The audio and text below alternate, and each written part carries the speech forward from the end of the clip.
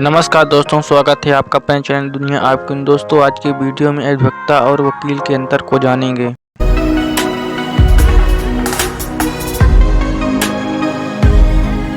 दोस्तों, आपने बहुत से लोगों को वकील के लिए लॉयर या एडवोकेट शब्द इस्तेमाल करते हुए देखा होगा, लेकिन क्या आप जानते हैं ये दोनों अलग अलग होते हैं।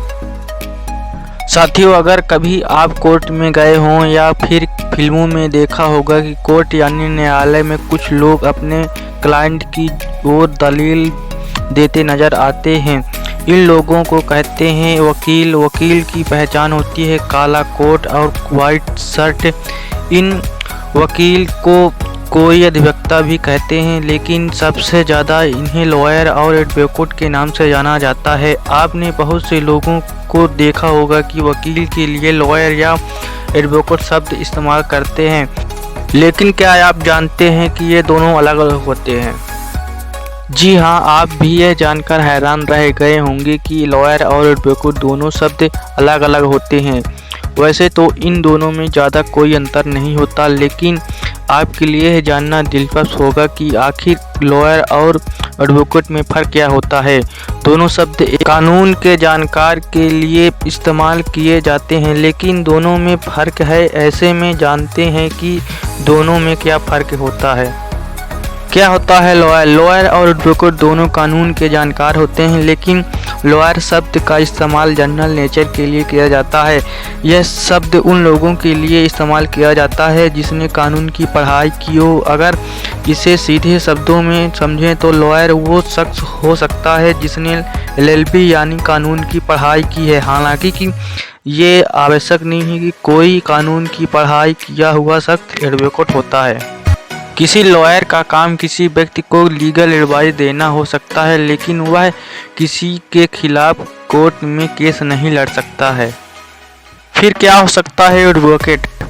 अगर एडवोकेट की बात करें तो एडवोकेट लॉयर से अलग वर्जन कहा जा सकता है। यह शब्द उन लोगों के लिए इस्तेमाल किया जाता है जो कानून की पढ़ाई करने के बाद किसी दूसरे व्यक्ति के खिलाफ पर कोर्ट में अपनी दलील देते हुए, जैसे हम कोई केस में कोई वकील करते हैं तो जो कोर्ट में हमारे लिए दलील लड़ता है या केस लड़ता है उसे एडवोकेट कह सकते हैं।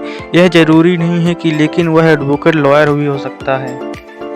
सरल शब्दों में एक लॉयर वह व्यक्ति होता है जिसने कानून की पढ़ाई और ट्रेनिंग प्राप्त की होती है। लॉयर शब्द एक बहुत ही प्रचलित शब्द है, जबकि एडवोकेट एक विशेष प्रकार का लॉयर होता है जो किसी भी कोर्ट में अपने क्लाइंट का पक्ष रखने के लिए खड़ा हो सकता है।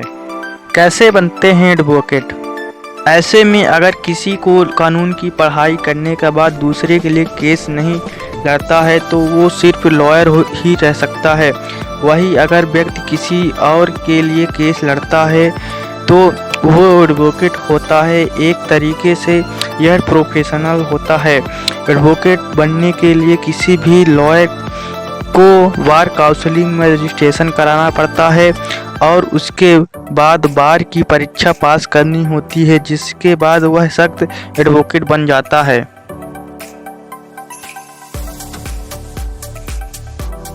वकील कितने प्रकार के होते हैं।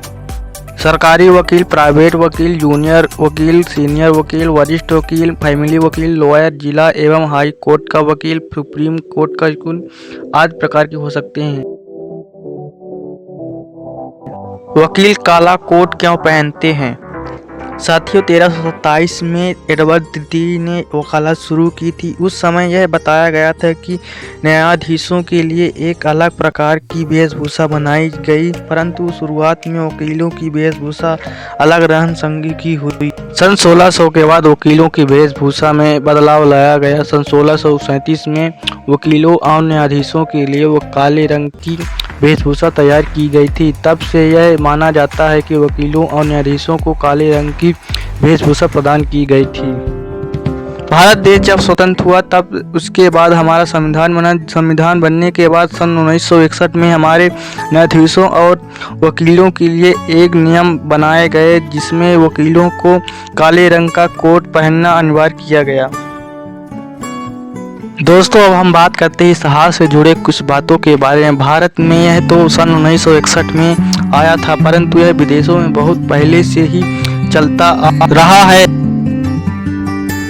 वकीलों को काले रंग की वेशभूषा पहननी होती है। ऐसा माना जाता है कि जब इंग्लैंड के राजा चार्ल्स की मृत्यु हुई थी और उनकी शोक सभा में सभी वकीलों ने काले रंग की वेशभूषा धारण की हुई थी, जिससे वकीलों को एक अलग पहचान मिली। तभी से इनके लिए यह वेशभूषा अनिवार्य हो गया।